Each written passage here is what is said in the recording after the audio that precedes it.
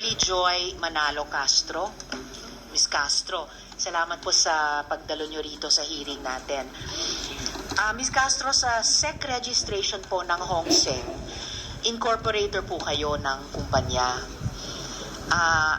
Ano pong alam nyo tungkol sa illegal operations ng POGO na ito? Wala po, ma'am. Wala kayong alam sa illegal operations ng POGO na ito? Wala po. Wala nga po akong idea kung ano po yung POGO. So, anong alam yung operations dapat o negosyo dapat ng Hong Seng? Actually, wala po talaga akong idea. Nung napadalan lang po ako ng letter, nung unang invitation, kasi dahil hindi ko naman po kilala yung company nakalagay doon, nag-search po ako nung gabing yun. At the same time po, doon ko po nalaman lahat ng information about sa company. And then po, nag-email po ako doon sa latter part ng letter na may email address na hindi po ako makakarating that time po kasi nga po, may trabaho din po ako. So, hindi nyo kilala yung Hong Seng na kumpanyang iyan? Hindi ko rin po alam kung saan papunta, kung ano po yun. Wala po akong idea kasi po, trabaho bahay lang po ako. So, paano nyo nakilala yung ibang co-incorporators ninyo? Sino po sila? Nalaman ko lang po kasi yung mga pangalan nung lumabas ng Friday night. Nakasama po ako dun sa list ng mga pinapasa po nasa DOJ na. Which is sobrang takot ko po kasi wala talaga akong idea paano po ako nandoon.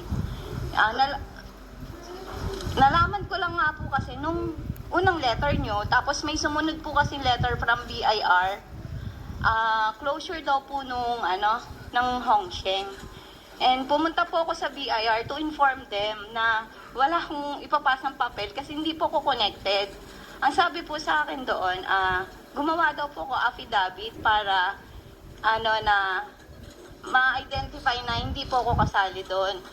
Tapos po, inood lang ako nanood ng balita and inaalam ko lahat kung ano po yung company, kung ano po yung iniikutan ng company kasi wala nga po akong idea.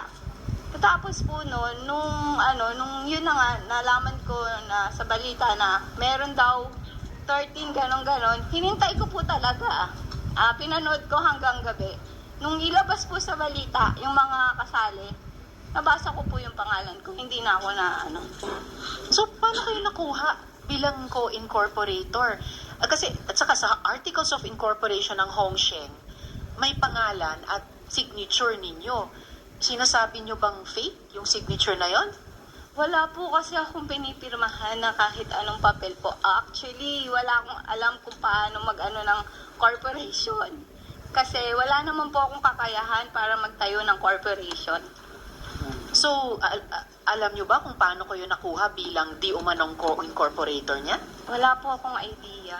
And so, sinasabi nyo, yung signature nyo daw, di umano, dun sa Articles of Incorporation, ay fake? Opo. Okay,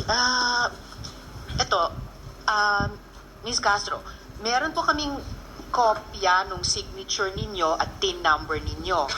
Opo. Pwede, tatanungin ko muna sana kung okay lang bang i-flash. Okay lang bang na-flash na pala namin? Okay lang po ba? I apologize. Tatanungin ko dapat sa iyo. Ngayon, napakabilis naman ang signal natin. I apologize. Okay lang po ba na na-flash po natin? Okay. Salamat po. Papakita ko din yung nasa SEC documents ng Hong Seng. Magkapareho po ba?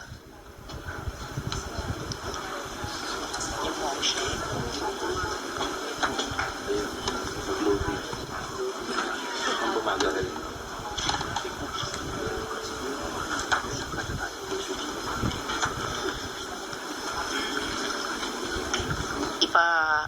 Kumpara ko lang sa inyo yung totoong signature nyo at saka yung lumalabas sa Hong Seng. So habang iniintay po natin yung pangalawang photo na yun, sino yung mga kasama ninyo di umano na co-incorporators? Ayon po dun sa nakita kong list nung nilabas po nung 21, Si Telma Laranan po, yung kilala ko, si Rowena Evangelista, at saka si Rita Iturralde po. At paano mo nakilala itong sina Telma, Miss Rowena at Miss Rita? Paano mo sila nakilala? Way back po kasi 2018, nasa bayan po ako ng Concepcion nakatira dahil may computer shop po ako doon. Namamalengke po ako. Kahit hanggang ngayon, nakikita ko naman sila. Si Rowena po, Evangelista, nagtitinda po yan ng gulay sa palengke. Owner po siya.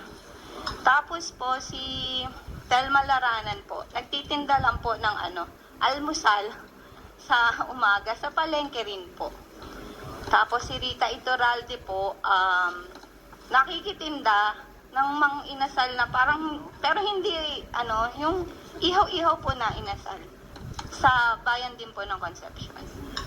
So, bukod po sa inyo, na nagulat na lang na charge na kayo bilang di umanong incorporator ng Hongsheng, mayroon pa kayong kilalang tatlong babae, sina Ms. Rowena, Telma at Rita, na pare-parehong nagtitinda sa palengke. Yung si Ms. Rowena nagtitinda ng gulay, si Ms. Telma nagtitinda ng almusal, at si Ms. Rita nagtitinda ng ihaw-ihaw.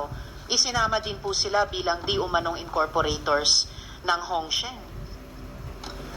Actually, hindi po ako sure kung incorporator po sila.